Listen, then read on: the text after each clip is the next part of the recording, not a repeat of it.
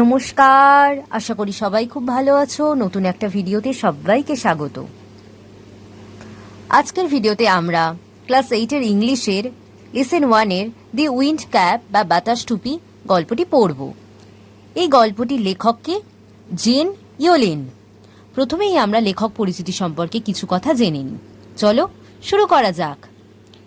Gen Hyatt ইয়োলেন is an American author and editor of folklore, fantasy, science fiction and children's books.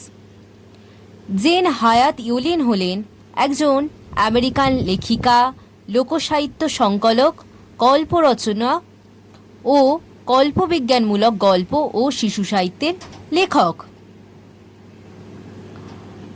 She has written over 280 books, the best known of which are The Holocaust Novella and The Devil's Arithmetic. তিনি 280-টির উপর বই লিখেছেন, যার মধ্যে the holocaust নোভেলা এবং the Devil's arithmetic প্রভৃতি লেখাগুলো সবচেয়ে বেশি পরিচিতি লাভ করেছে। The present text is an edited version of our popular short story of the same name. বর্তমান পাঠ্যটি ওই একই নামের এক জনপ্রিয় ছোট গল্পের সংকলিত রূপ। ওকে, এবার আমরা মূল গল্পে প্রবেশ করব। There was once a lad who wanted to be a sailor, but his mother would not let him go to the sea.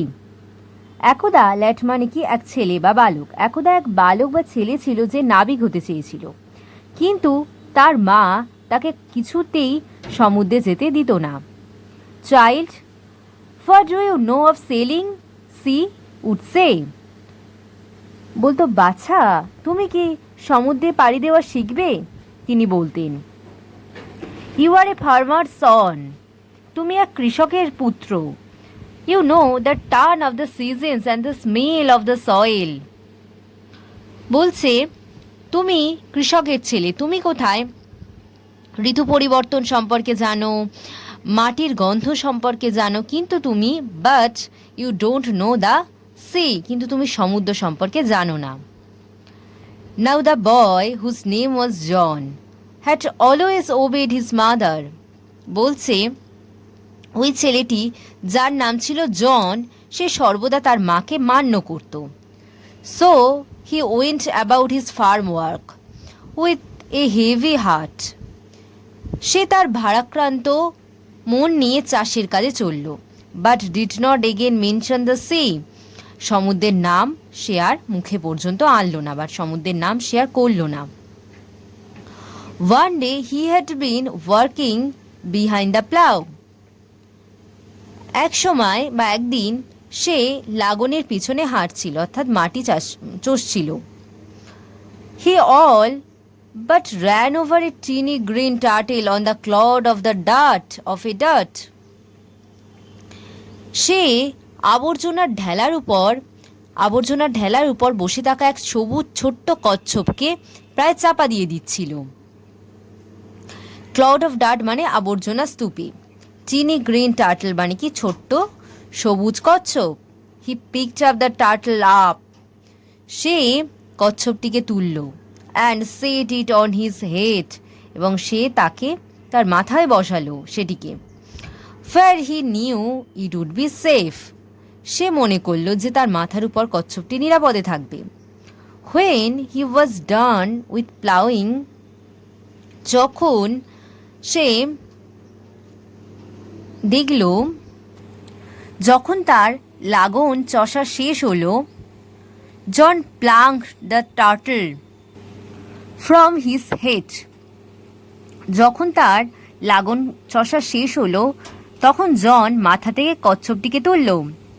To his utter surprise, he found that it had turned into a teeny green fairy man that stood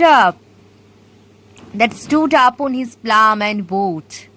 To his utter surprise, সে অবাক হয়ে দেখতে পেল, he found that, সে দেখতে পেল, it had turned into a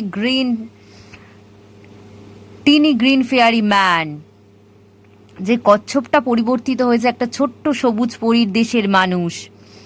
that stood upon his plum and boat, যে তার হাতের তালুর উপর দাঁড়িয়ে আছে এবং মাথা নিচু করে তাকে নমস্কার জানাচ্ছে বা নতমস্তকে প্রণাম জানাচ্ছে। I thank you for your kindness, আমি তোমার দয়ালুতার জন্য ধন্যবাদ জানাচ্ছি। Tell me your heart's desire, তোমার মনের আকাঙ্ক্ষা সম্পর্কে আমাকে বলো। And I shall grant it to you for saving my life, said the fairy. বলছে আমি তোমার মনে সেই সমস্ত ইচ্ছা পূরণ করে দেব আমার নিজের জীবনকে রক্ষা করার জন্য। সেড দ্য ফেয়ারি, সেই দেশের মানুষটি বলল।